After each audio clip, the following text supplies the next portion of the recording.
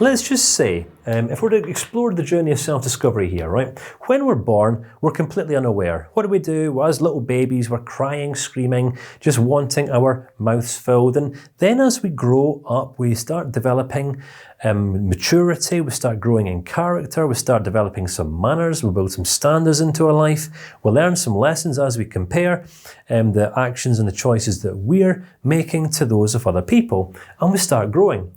We start becoming more aware of ourselves, all right? We start knowing more of ourselves. We start becoming more aware that other people are knowing us.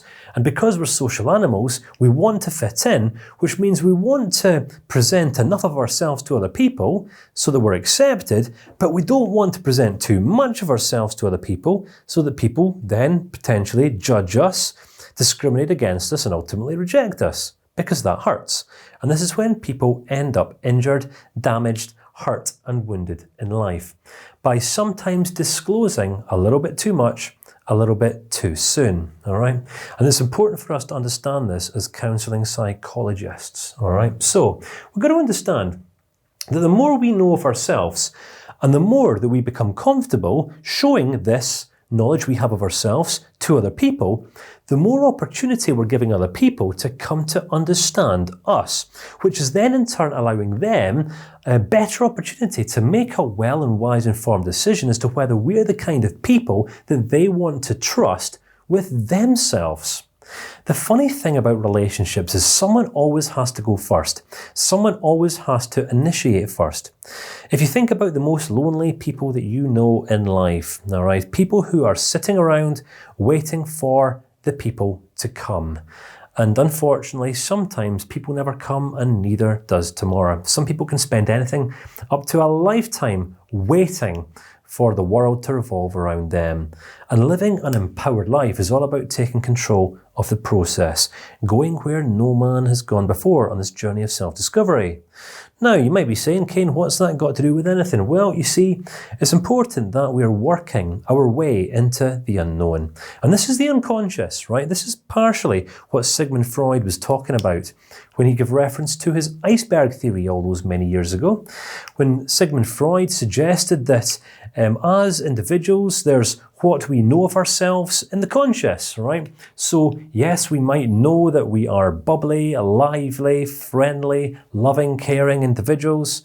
Perhaps in the subconscious, we've got some memories of the past. We might be able to remember what we had for breakfast this morning. We maybe remembered the way in which a past employer or a manager spoke to us or addressed us, and we might just be able to remember why it is that we have this grudge against that person, and we can remember information. It might not always be in the forefront of our mind, but we can easily recall it because it's just hovering around in the subconscious part of our mind. Have you ever known someone who just literally will sometimes see red? Perhaps one minute they're all fine, they're communicating with you perfectly, amicably. Then the next minute they can just snap, lose their temper and go completely off the boil. Well, this is what we need to understand about those people in our lives, right? The unknown. Because when it comes to us and when it comes to other people, there's always going to be parts of us, of ourselves, that we know. There's going to be parts of us that we don't know, i.e. our blind spots. There's going to be parts of ourselves that we know because we know and we can see, but then there's going to be parts of us that other people can see that we can't see, that are hidden from us. All right? And this is where, as relational beings, it's good to complement and work with each other. And this is where, as counselling psychologists, we can become massively influential in other people's lives by simply becoming the friends that they've kind of never had. Now, it's important just to acknowledge boundaries here, all right?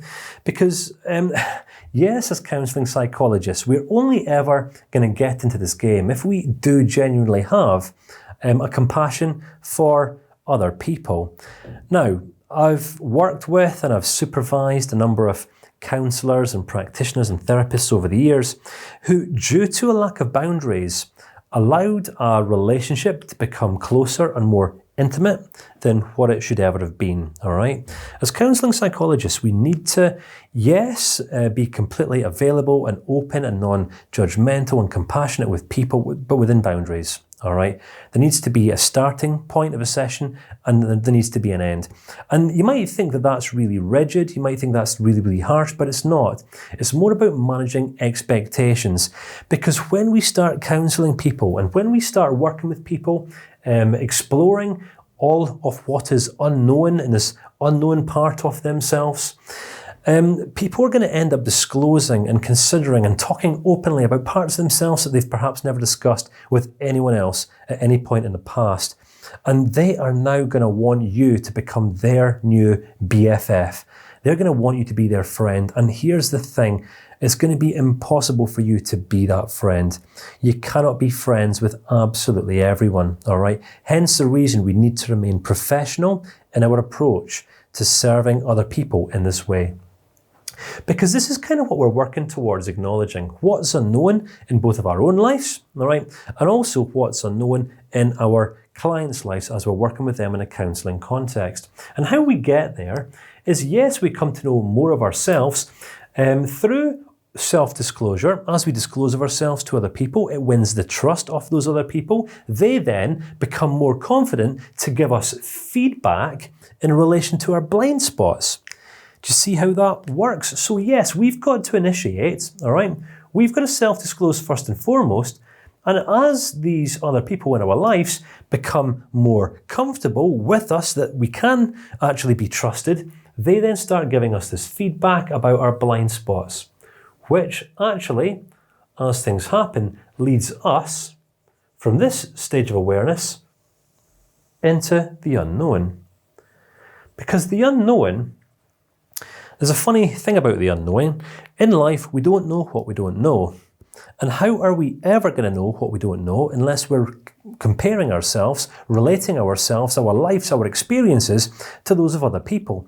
And this is where counselling is such a powerful profession, because we have the opportunity of hearing so many other people's stories. A counselling session isn't about us self-disclosing necessarily, although it can be helpful sometimes. Most of the time it's going to be about us listening, paraphrasing, reflecting back what we are hearing, offering feedback, asking relevant questions, just simply in view of helping our clients to understand and see what it is that they can't see and what they don't know, venture further into their unknown. But ironically, on the flip side of this, the more insight that we get into other people's lives, the more we're able to relate other people's learnings, which incidentally come through us, to our own lives. So the more that we come to learn about other people, indirectly, ironically, the more we come to learn about ourselves. And so the journey goes, all right? So this is the Johari window, all right? When we reach a stage of relationship with other people, in a personal, professional context, doesn't really matter for now, all right? When the trust starts to grow, when people see that we have their best interests at heart, they're going to come to trust us, and then in turn, help us see more of our blind spots, which allows us to carry on with this journey of self-discovery, venturing into the parts of us that we can't see, which we are actually reliant on other people for, all right? And what's true for us is true for those people whom we go on to serve. Hence the reason, as I've mentioned, counselling psychology is such a powerful discipline when conducted and carried out well.